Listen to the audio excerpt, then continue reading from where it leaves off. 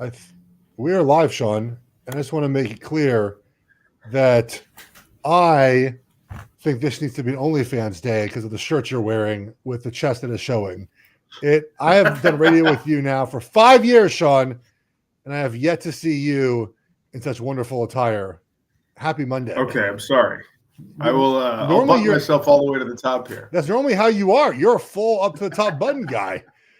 And now all of a sudden you're showing a little chest. Oh, hey, we're at the beach, man. We're at the beach, just hanging out. You know, Sean's like fully tatted. Everyone, like full chest, stomach, arms. No, you would have no idea. No stomach. Oh, I thought you were stomach. No. Someday I'll have the full shirt. I just have to find time. I saw a video. Deshaun Watson got his whole back done. They put him under anesthesia. That's he like 5 people doing it. Yeah, that's a new thing. Dak Prescott did a whole leg piece that way. Yeah.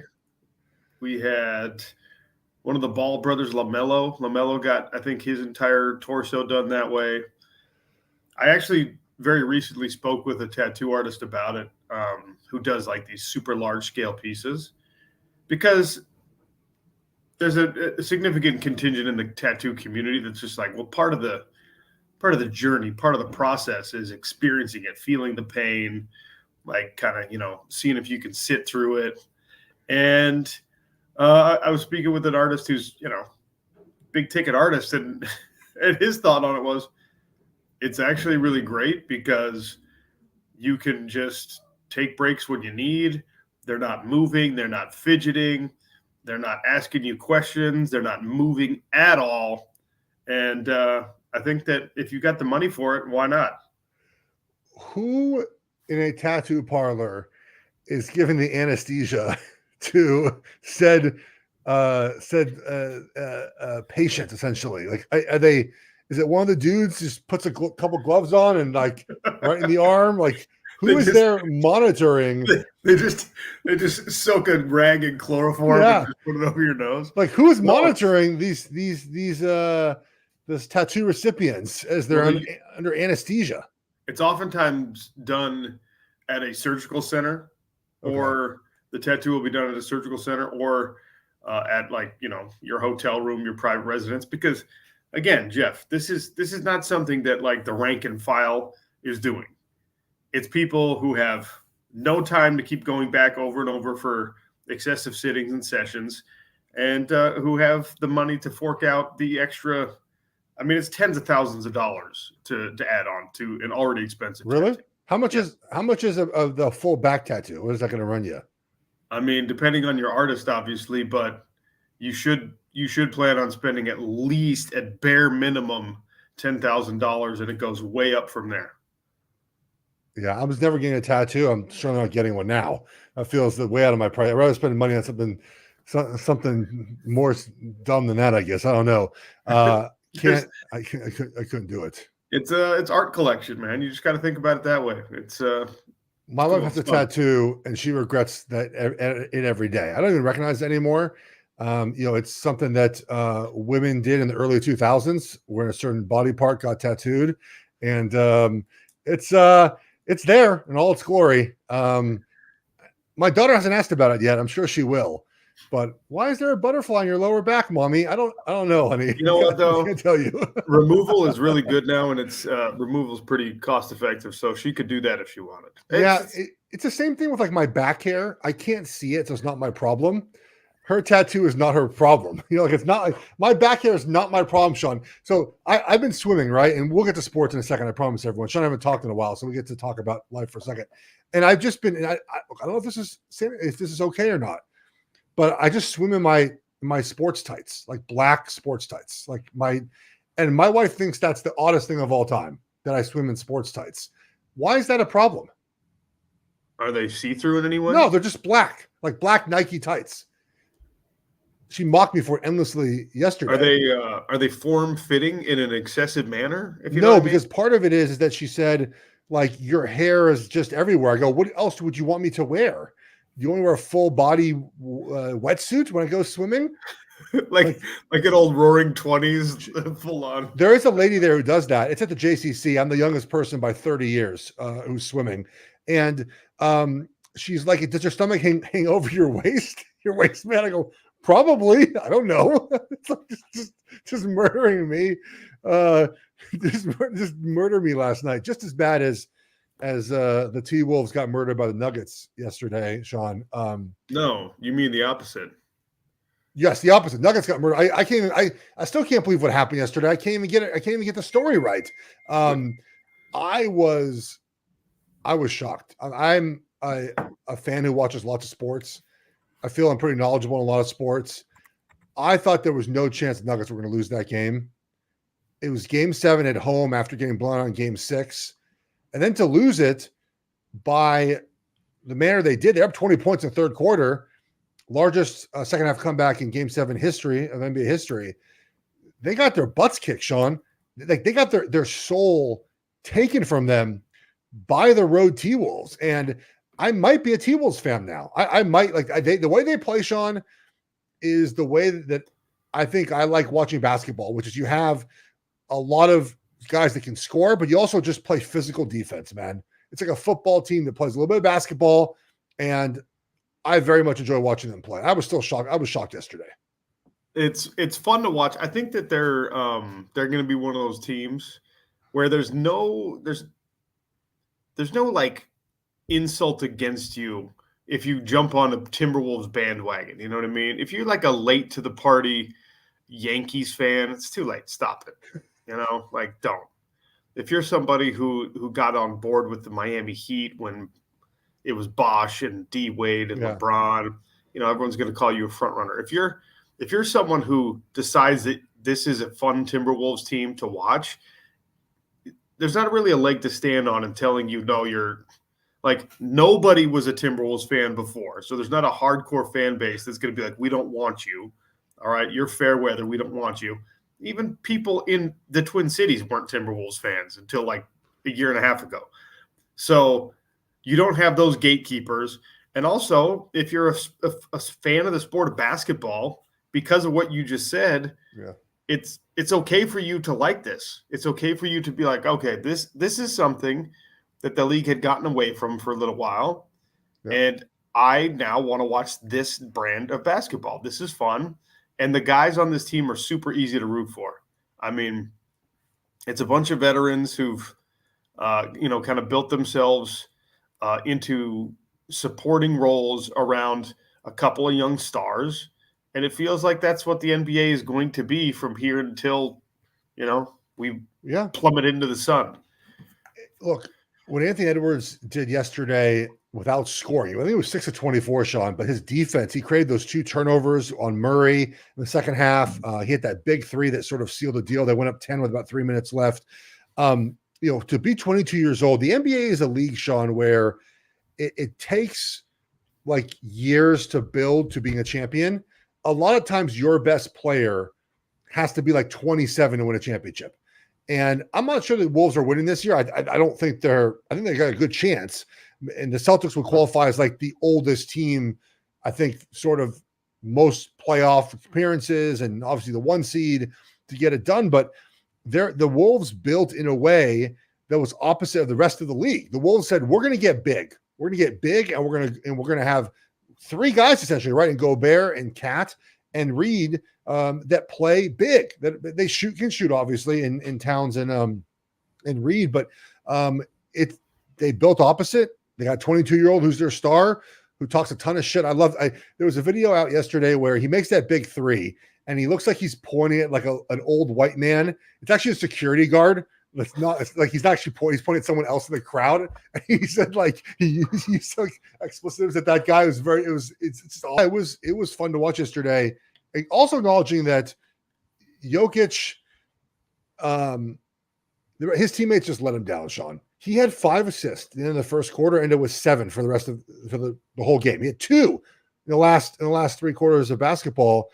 And Murray, great first half, didn't play well in the second half. The next leading scorer was Porter Jr. with 7 points. It sucks as a Lakers fan because whenever they play the Lakers, they play freaking awesome, Sean. And then anyone else, they look like this. So kind of everything happened yesterday. The Wolves took in the second half, and the Nuggets didn't play well, I thought. And then their coach. Well, look, I mean, when you've got a duo for the Nuggets that was 30-plus points apiece, and you've got Jokic, he was bad from three, but when you have him, doing his thing and continuing to fill the stat sheet, he had 19 rebounds in this game.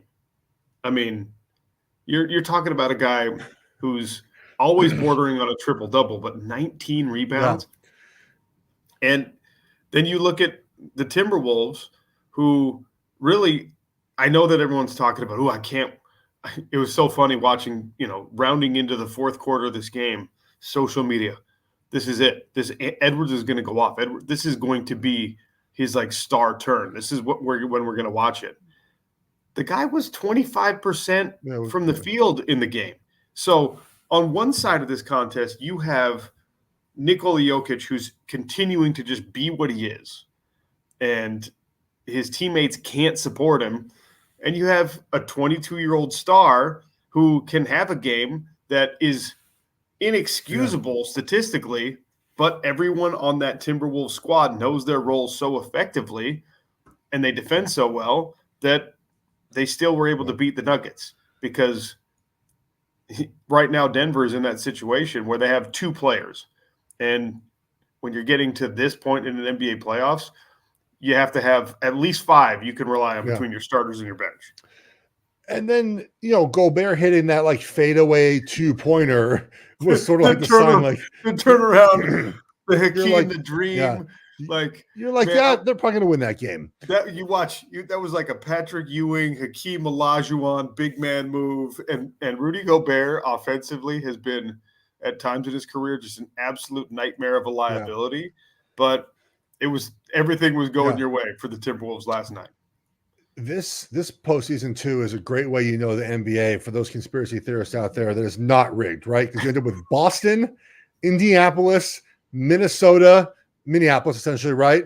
And Dallas. Now, Dallas is a big city, but their fan base is not quite as popular as the New York Knicks, right, or the Lakers, or the Warriors. You mentioned attrition, which Denver just, I don't think they look tired, but their guys just didn't, outside of Jokic, who again played much longer than he normally plays, right?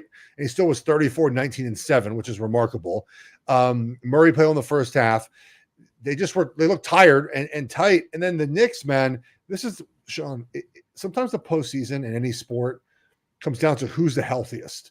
And in the Knicks-Pacers series, it came down to who was the healthiest. The Knicks had nobody left to play. They were down 5 guys before Brunson got hurt, and then Brunson broke his hand, and you're playing with your 7, 8, 9, 10, 11 players on the bench, and you just get your butts whooped. I think that the Knicks have no shame in the way they lost. I was hoping to see a Knicks-Celtics series. I don't think a Pacers-Celtics series is all that interesting. Sorry, Pacers fans, but the Pacers did what they had to do to get to really beat up Knicks team. I was impressed with they ended up shooting in the upper 60%, which is just insane for any game, let alone a game 7 on the road. Going back to the beginning of that paragraph, the idea that in 2024, when you're getting to actual live competition, the puppet master, the leagues are manipulating who their matchups can be in playoffs, especially when there's a 7-game series. That's ridiculous. But fans are going to continue to feel that way, especially the fan bases who don't get the results they want. I'm actually kind of a fan of when we get small market teams kind of doing their thing. I'm a fan of when there's an emergence. Like one of the great NBA dynasties of our lifetime as sports fans has been the San Antonio Spurs. Yeah. And the league did not suffer because the San Antonio Spurs were fantastic, because they had a bunch of Hall of Fame guys, because their coach is going to go down as one of the best to ever do it. There was at no point did the NBA's revenue, its exposure in major markets, all that stuff, nothing suffered while San Antonio was great. Right. And then when Golden State, kind of seized the torch and carried things through, that was a top 4 media market in the United States at the time. But then you had this diaspora because of COVID, and there's like this shifting of populations and people working remotely and all that stuff now. So I get it. New York, Chicago, LA, people want to see those markets thrive. And I just don't think in a modern sports landscape it's even necessary. You don't we all have the full package. I liked the Knicks when I was a kid because you could find Knicks games even on TV in Salt Lake City. I like Patrick Ewing because of that. Probably for, you could find the Knicks, you could find the Bulls. Thankfully, because of where I was at and how good they were at the time, you could find the Jazz. Like back then when the Lakers sucked, Lakers games weren't readily available and nobody cared and nobody cried about it because it doesn't really matter to anyone. Yeah, I think people overdo the idea of needing big names in the end of the season competitions. Look, would a Celtics Lakers championship rate more than a Timberwolves Pacers? Absolutely. But you're still going to get a big number. We see this, we see reports of TV ratings, Sean, and it's always like, well, this is 20% more, 10% less. A 10% less NBA Finals viewership is more than 99% of things on television outside of, it's football, college football, basketball. Like that's it. So anything more, maybe the Olympics this summer, right? I think the Olympics are this summer, correct? I think I'm right on that. Correct, yeah. Outside of that, basketball, even if it's down a little bit, still gets ratings. I do, and I've argued this for a while now, this, is like the idea of parity. Like I don't know if we actually want parity. We say we do, but then we don't watch as much, which is certainly true. Doesn't mean it's a bad product, but we don't watch it. I saw Pacers fans complaining that the ESPN coverage of the series was very slanted to the Knicks. Well, no shit. The guy who runs all the shows is Stephen A. Smith. He's from New York. He's a Knicks fan. Look, I work for Fox Sports, Sean. You know this. We and I write for them. And I do some TVs and podcasts. We get a list every month of the top topics and the teams that people care about. Guess what? Cowboys, Chiefs, Lakers, Yankees. If the Pacers were number one, we would cover the Pacers more often. It's not like an anti-Pacers thing. We just cover the sports that people want to consume. Colin Cowherd talks about all the time. He's NFL, college football, Lakers. That's what people want to hear. And I know you might disagree, and there's certainly fans that are tired of the ESPN. I know I was talking about the Lakers and Knicks and Cowboys, but the fact is, those are the things that people consume. When I write an article about the Cowboys, Sean, I get more views than when I write about the Buffalo Bills. That's just the way it is. And so we gear our coverage to that. Doesn't mean that people hate Indiana, and maybe ESPN was way too heavy-handed on Knicks. I don't know. I didn't watch it. I don't watch pregame shows, except yours, of course, on PFL. It's the only one I watch. And I don't watch a lot of sports with the volume on loud. So I don't know how bad it was, but guys, small market teams, that's just the way it works. If Indiana wins a championship, they'll be covered like they should. If they don't, then the big brands will continue to get all the attention.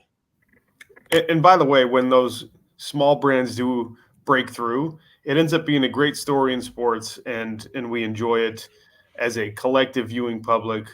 But the headlines are always going to be the headlines. I mean, if you ask someone who's a casual NBA fan, someone who's not wholly invested in the minutia of roster development and who's going where and who should be drafting who and who's close to breaking through, a lot of times they want to know what's happening with the teams that you just talked about. But the fun little aside of, hey man, remember Kawhi won a championship in Toronto? Remember that?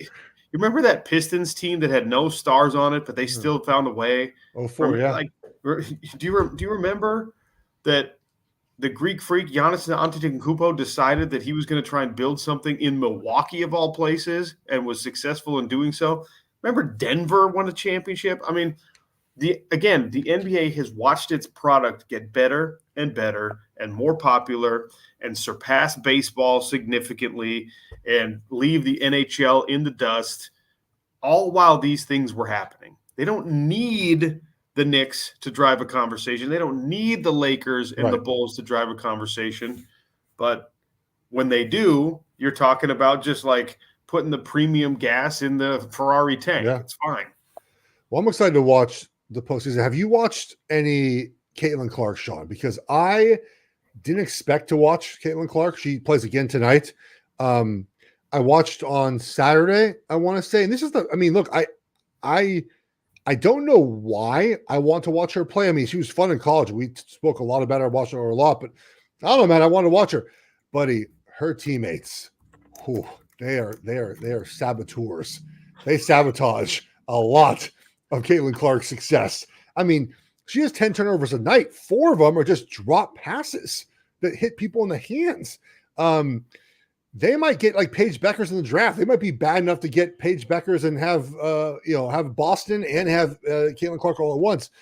I've been intrigued, man. I don't know why. I didn't watch like Sabrina Nescu come in the WNBA, who I like. I didn't just like, it wasn't like I had to watch her, but I don't know, man. The Caitlin Clark hype for me is carrying over, but her teammates, buddy, oh boy, they do not help her out at all. It's a rough watch. I tell you what was really interesting was the way that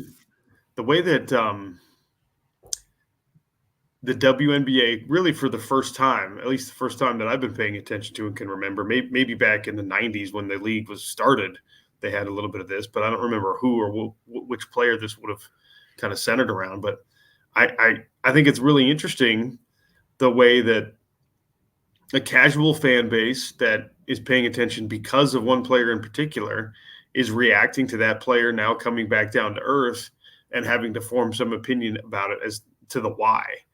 And we see this happen in every other league all the time. Correct.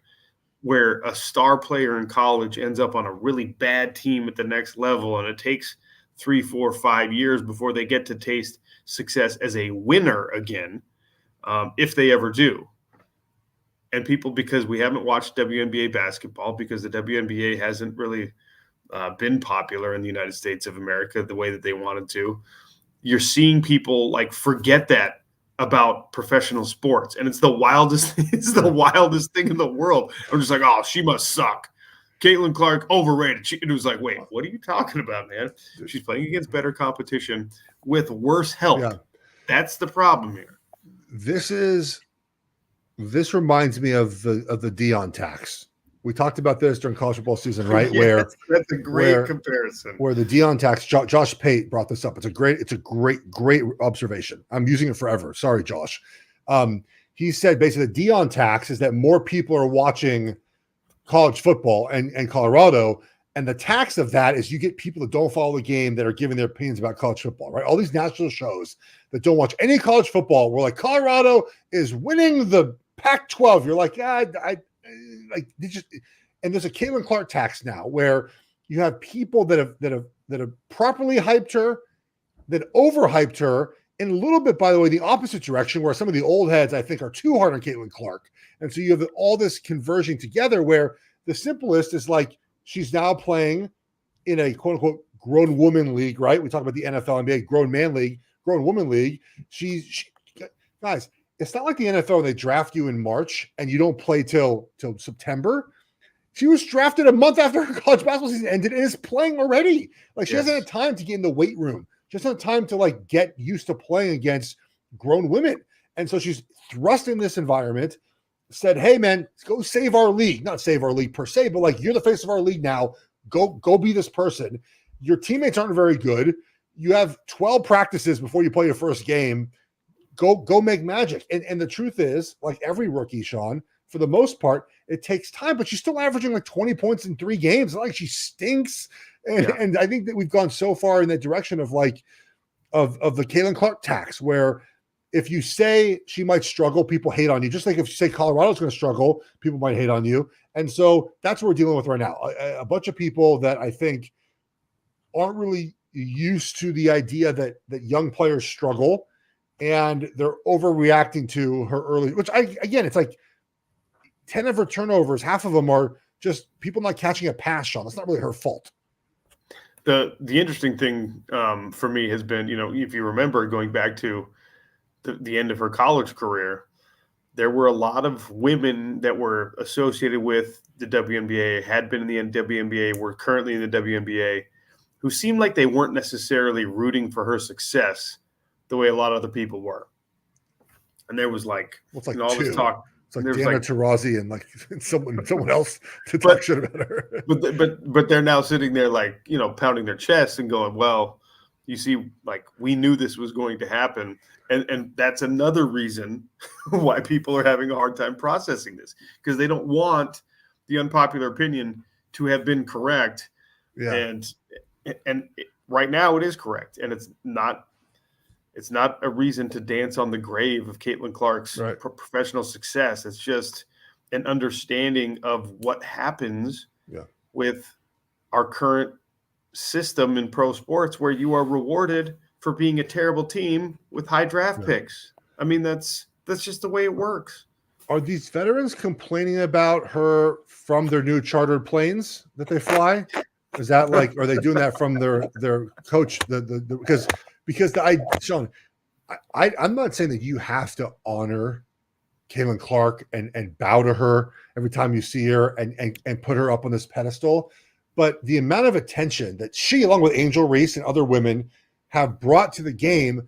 The WNBA has been along for 25 years, Sean. I think it's 25 years now.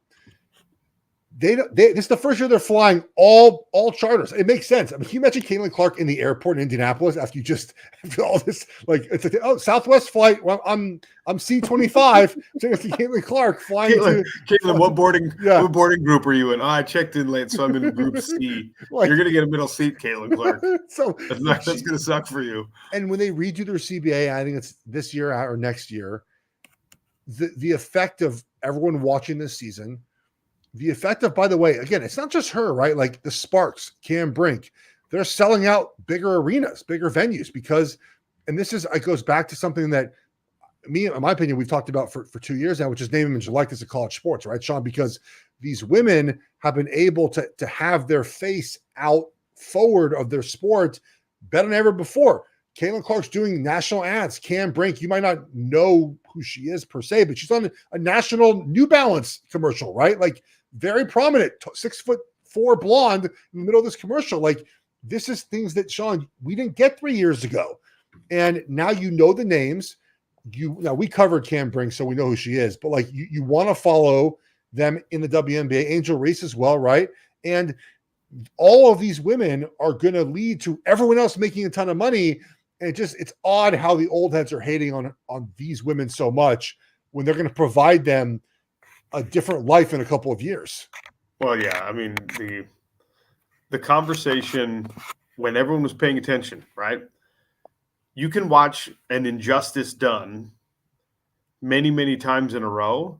And if there's no reason for the average person to care about that injustice, then it never changes, right? Right. All of a sudden, only this year, I mean, in a 25-year-old league, only this year, people have decided that the rookie salaries, when Caitlin Clark's name came off the board and Angel Reese's name came off the board and Alyssa Peely and Cam Brink and all these people, they're just like, wait, she's going to make $79,000?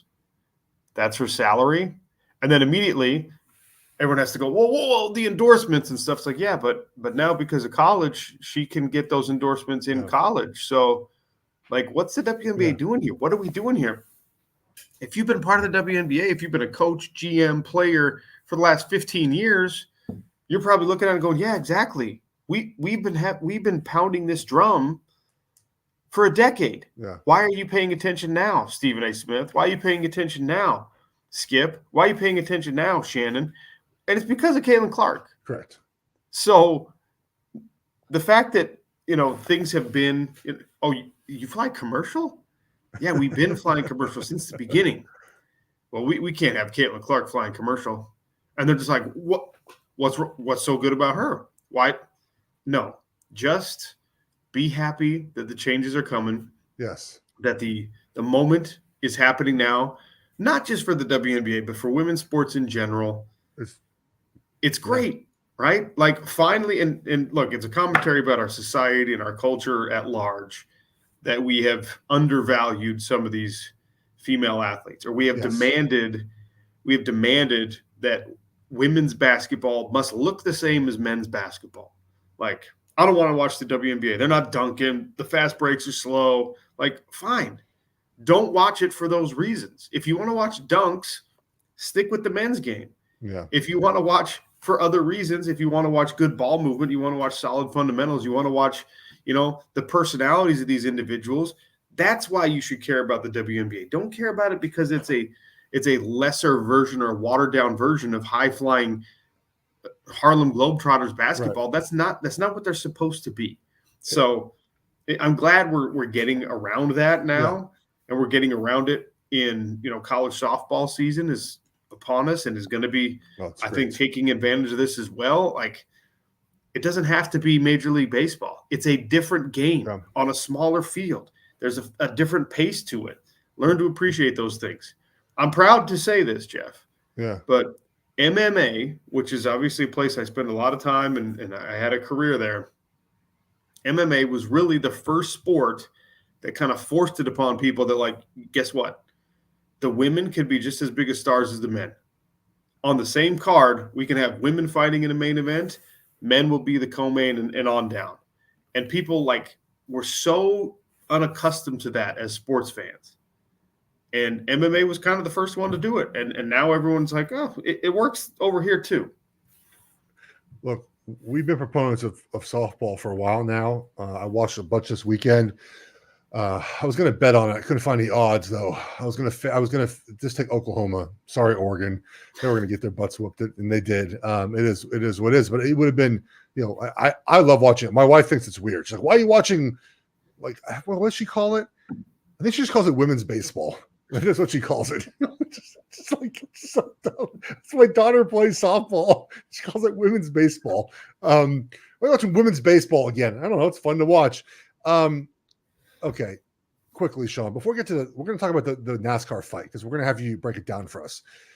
I feel like in our radio show, Friday would have spent at least 30 minutes covering Scotty Scheffler getting arrested. Okay. Yes. My take on this is quite simply, this is the PGA Tour's fault.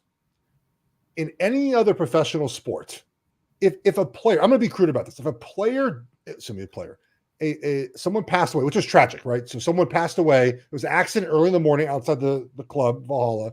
Someone got hit by a bus and passed away. Terrible, right? If this happens, in front of an NFL locker room, they would just move the person and the players would get to the locker room. They would find, it's crude. They would find a way to get the players to the locker room, right? If it happened in basketball, baseball, they'd find a way. In the PGA Tour, one of their players, right or wrong, got arrested. They're number one player in the world because they didn't have a way to get their players to the course in the event that something out of their control happened. How is this possible, Sean? I know the players drive themselves, it's always been that way because their schedules are all different, which I'm sort of fine with. But the idea that what? No. It's okay for you to be fine with that, but there's no reason to be fine with that. Yeah, they shall have private drivers. I'm fine. It is insane. But the fact that they did not have someone from the PGA Tour standing outside the accident, again, I'm acknowledging the tragedy, right? We'll put that aside, saying hey, man, here, Scheffler, drive over here. We have a path for you to get to the golf course.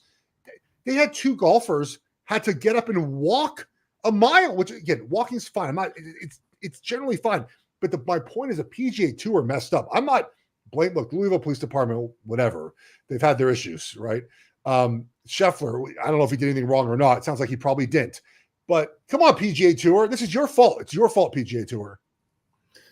You wouldn't see it happen with Live Golf, okay?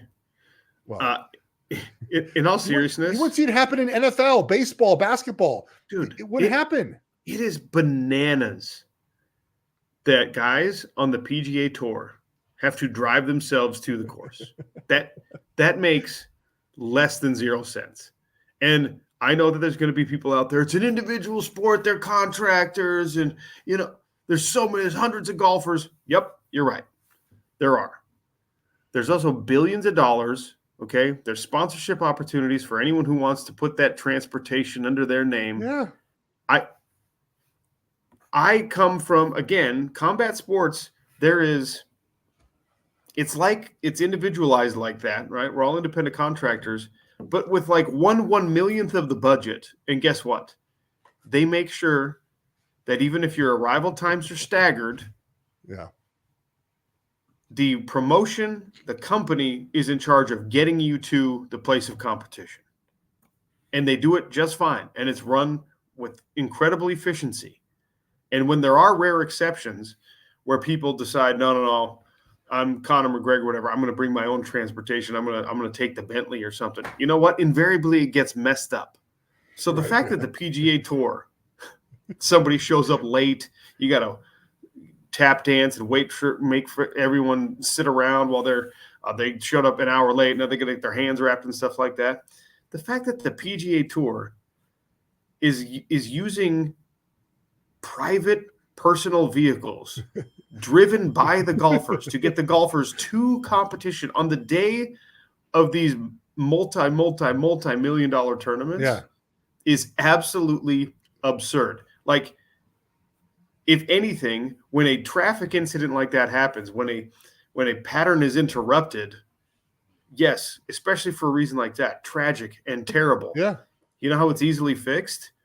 You call your drivers who are in charge of getting your golfers to your competition, and you tell your drivers, hey, take this alternative route, or wait for this, escort to show up, or whatever. It's absolutely insane. And the other thing about it is that, it really shows, I think, the delineation, the disparity between the position that Scheffler is in versus other athletes who have misunderstandings and run-ins with law enforcement. Okay. So I listened to his press conference on Friday after his round where he shot a 65, I believe, after getting arrested. Mm-hmm. I have never heard someone talk. Now, again, the charge will be dropped, but felony arrest, okay? Yes. It's a felony arrest, okay? Talk about it in he's like, yeah, I was talking to the old officer, man. He gave me a sandwich, just kind of walk through the process. And he said not one time did he say who he was, Sean, which is, if you're going to use your name privilege, that is one time where you use your name privilege. Hey, police officer, guess what? Me, Scotty Scheffler, #1 player in the world, I'm going to my job right over here. You've let other people in front of me go. That's where I'm trying to go. And he didn't use it, Sean. He's that nice of a guy. But he did not use name privilege to get out of going to jail for #1 golfer in the world. On top of that, he doubled down. He was just like, man, I'm really glad that our police are such strong individuals who stand on principle and stuff like. He's like, what? Like, I mean, we've had plenty of misunderstandings between law enforcement and professional athletes. Okay, basketball, baseball, football. One guy boxing, broke his leg, right? Didn't one NBA player get his leg broken by cops that tackled him? Yes. And because we're talking about, the #1 golfer in the world, the gentrified version of a cop interaction going south is exactly how this played out, to where the cops are going to drop everything. It's going to be, it's going to be nothing. And then the golfer, the guy who was inconvenienced and had his name, I guess, compromised in some way, although it probably made him much more popular. He's just like, yeah, man, I love the cops. Cops are great. It's like, wait, this is not how pro athlete arrests usually go, Scotty. It's usually not this. So if that doesn't show you how golf is so different from every other sport, come on. By the way, Phil, very sorry for the officer whose pants were destroyed beyond repair. I hope that he's able to. Did you see? So they interviewed. How did that happen? Okay, so they interviewed someone who was in the car with Geoff Darlington, the ESPN reporter. He said that it appeared that the officer just fell down, that he was chasing after the car and tripped and fell and tore his pants. The biggest giveaway that nothing really happened, Sean, was they let him go immediately. If you actually assaulted an officer with your vehicle, you're probably going to be in jail a little bit more than 30 minutes. But I just thought that's just it's wow. Friday morning, I was shocked to see that. I golfed Friday too, and my golf game did not look quite like we saw the PGA Tour, unfortunately. All right, Sean, NASCAR fight time. You watch the video. For those who don't know, Sean's a former MMA fighter. He calls the fights for PFL on ESPN. So you can go ahead and catch that out. I saw the list of playoff cities. Not Charlotte, not there, unfortunately. Nashville, though. Nashville's close. But Nashville, I don't fit the vibe in Nashville. I'm not an influencer. Hey, newsflash, bud. You don't fit the vibe of anywhere. I fit the vibe of my house, of my physical house, my presence. I fit the vibe of the bar mitzvah party I went to Saturday night. Wife and I were grooving, man. We're the only people on the dance floor like the whole time. You went to a bar mitzvah and were on the dance floor the whole time? Yeah, until my back got kind of tired. I was like concrete, like about 45 minutes in. Yeah, it's fun. Okay. Dude, I can't dance I just kind of do like, just kind of like the hitch. Yeah, like the hitch basically. I probably don't even use my arms. I just like stand to the side. You just suitcase arms, just luggage arms. And then like if Mary comes over to me, I like hold her hips or something to like get the rhythm down a little bit. Oh, ooh, okay. Ooh, right. Yeah. Okay, that kind of party, huh? At a bar mitzvah. Eesh. Yeah. Ooh, yeah. Babe. This NASCAR fight doesn't even look real. Like if I were to tell you, it looks fake. Sean, can you break us down Ricky Stenhouse Jr., Kyle Busch fight in the pits last night? I don't really understand why this happened. Well, I don't. I mean, I guess rubbing is racing. Someone got put into the wall. Yeah, Stenhouse got put into the wall. The funny thing about it here. Okay, so Busch comes up to Stenhouse comes up to talk to Busch, and he's clearly upset. Okay, he's bothered by the whole situation. There's a measurable distance between them. It's a totally normal distance to have a conversation, but it's starting to get heated. The best part about this is that Busch is in his racing gear, and Ricky Stenhouse Jr. has changed out into a gray T-shirt and cargo shorts. Okay, he looks like he is off of a weekend round of 9 holes at your community course, and just is bothered by somebody playing through, or bothered by somebody hitting into him or something like that. He is heated. And then, it goes from about 0 to 100 where Kyle Busch, I don't know if he said something, if he uttered one of those magic words, your mama said something about Ricky Stenhouse Jr.'s family, whatever. But he appears to be totally unprepared for the escalation that is coming his way. Oh, no! By the way, there's fireworks in the background. You can't hear what they're saying. Like the fireworks are going off for the end of the race. You can't hear a word they're saying. Okay? So PRN, Professional Racing Network, right? That's who that is. In the foreground of this video I'm watching, they've got a microphone right there. They got a mic with the mic flag on it right there. I need to know that audio. Somebody find me that audio. It's probably laced with a bunch of expletives. Also, there's a guy directly in the center of the screen right behind, right? He's on the opposite side of the camera angle I'm looking at, and he's got his iPhone. He's got it in landscape mode. Oh, yeah. Okay?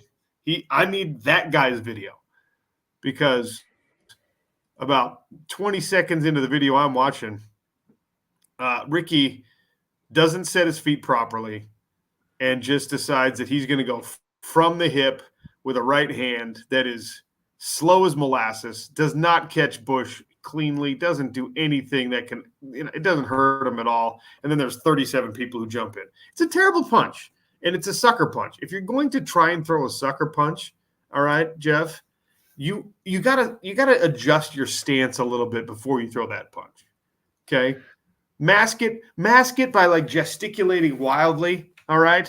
So like, oh, I can't believe you said that. Drop your power foot back. Okay. And give yourself a little bit of room so you can throw a real punch. This guy doesn't understand. Doesn't know how to fight. Like 4 Super Bowls ago, I witnessed 2 fighters. Remember I sent you the video, those 2 fighters that sort of got in a confrontation at Radio Row? Yeah. And they both had their own camera crews. It looked very staged. It was very staged.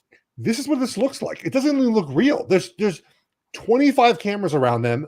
Everyone's iPhones are rolling. And I would not be surprised if it came out at some point like, now, that like this wasn't fake, but like they wanted to fight. I don't know. It just seemed like there's no need for what happened.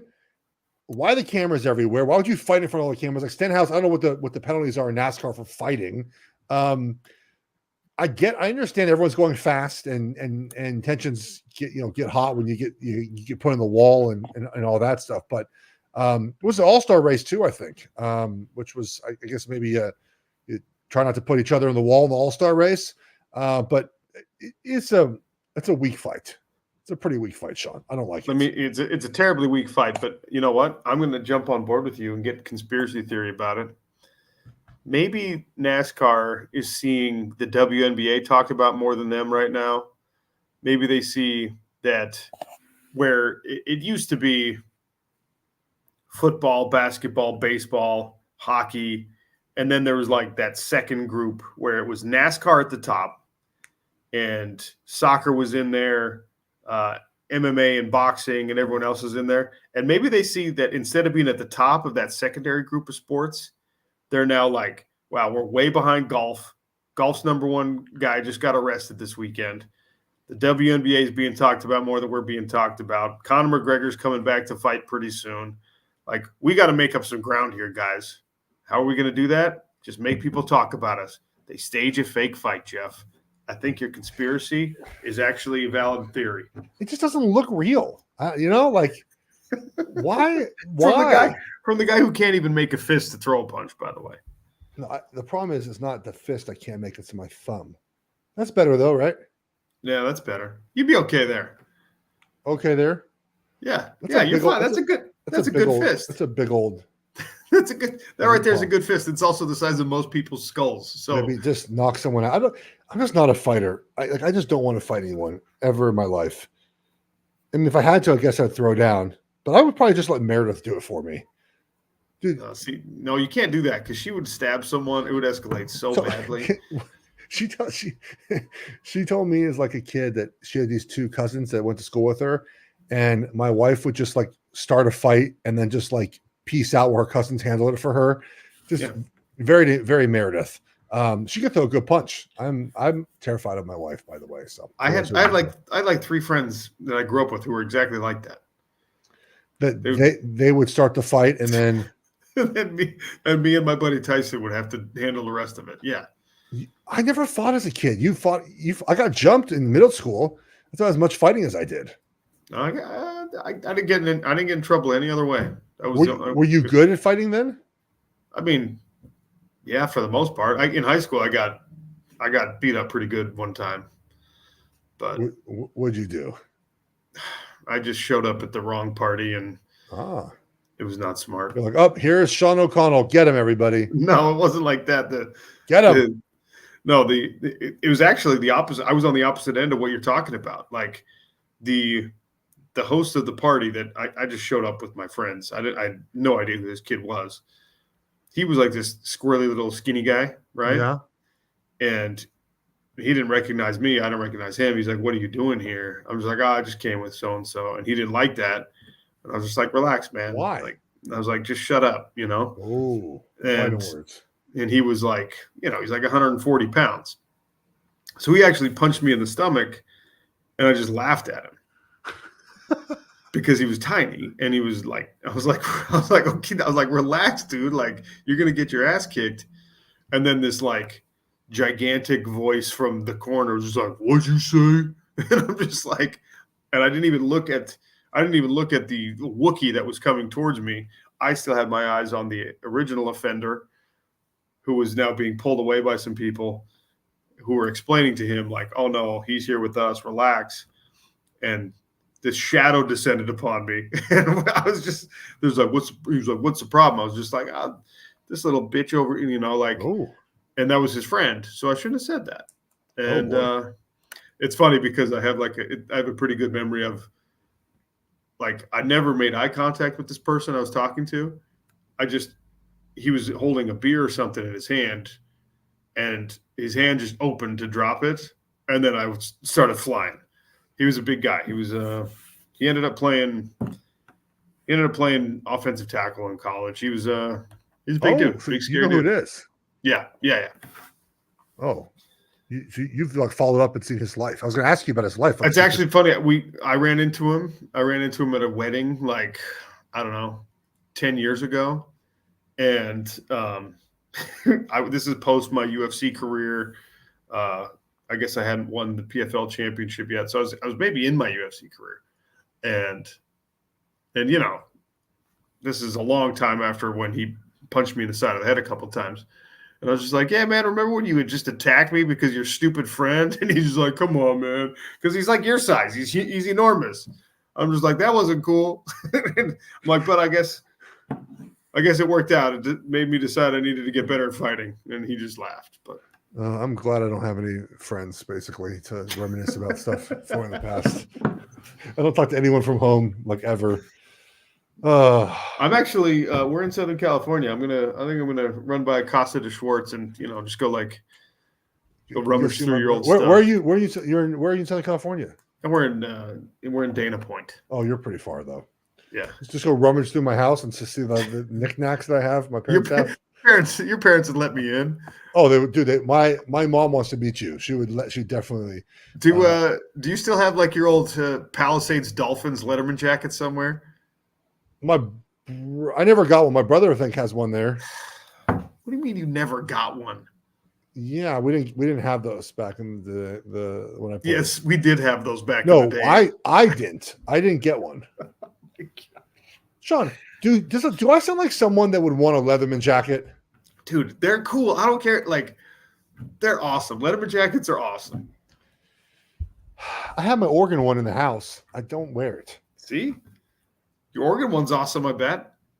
Is it green with black sleeves, or is it green? No, is there yellow on it? It's green with like tan sleeves. Oh, cool. Yellow Oregon O. Yeah. And they would give you, so it has an O with like a notch, and you would get 4 notches for 4 letters, except no one ever sewed on like the new O every year. So all of us just have like 1 notch. Just one. So, yeah. Yeah. They should give you like pins or something. That's what you're supposed to do. Oh, I mean, I'll tell you the last story. When I took my recruiting trip to Oregon, this is back when they used to fly up on private planes. Super awesome. So I go from Santa Monica Airport up to Portland, then went to Tacoma, Washington. We picked up one of the number 1 tackles in the country. His name was Aaron Clovis. And he was a 4 or 5 star, high 4 and 5 star kid, like really good high school player from Idaho. I think it was Idaho. Eastern Washington, somewhere that like the competition he played wasn't great, but he just murdered everybody. He was so good. He thought he was the best player of all time. I remember distinctly he came onto the airplane, Sean, in a Letterman jacket with every pin, like the whole entire jacket, just was pins of everything. And I was like, look at this D-bag. Look at this guy right here. Like, who do you think he is? Yeah, dude, he was like the number 1 player. And then he gets to college, and you know how it is. Like, you sort of know right away. Like, it's he just doesn't have it. He went to go to Idaho State eventually, but I remember that's my Leatherman. I remember like singing like, "Oh, this guy got a lot of pins on his thing." That's the first time I ever saw like a Leatherman jacket with pins on it. I propose that we reintroduce Letterman jackets not only for high school accomplishment, but just for everything. Like, you're a Sirius XM radio host. We should have got a Letterman jacket for that. Okay. Oh, we used to be. Yeah. Like what happens when you're done being a host? Do you have to give you have to give it back? No. Did you have to give back your high school Letterman jacket that you never got? No, you didn't. Okay. Oh, I'm looking at my recruiting class now, my year in 2004. A lot of recruiting classes are not like terribly good. Guys, Adrian Peterson, Ted Ginn, Keith Rivers. It's a good class.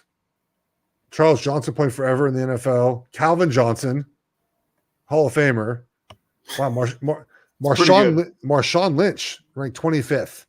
Glenn Dorsey, jeez. Wow. And then old Jeff Schwartz, 400th. Hey. At least there was a number next to your name. Yeah. All right, buddy. All right. An hour. That was fast. Wow. That went quick. Yeah. Time flies when you're having fun. All right, buddy. Well, you have fun at Dana Point. Make sure to put that button up a little bit. Nope. I'm taking one down. Oh, Fo wants to say hi. Hey, buddy. Want to say hi? Hey, Fo. He's like, you talked for 1 whole hour straight. I'm tired of you. Oh, there he is. Look at him. He's a good boy. What a handsome guy. I know. He's a good boy. Hey, buddy. Okay, I'm getting really dog hungry again. Dude, you got to get one. See, I know. All right, buddy. I'll Talking keep to you everyone posted. later. Peace. All right. Later.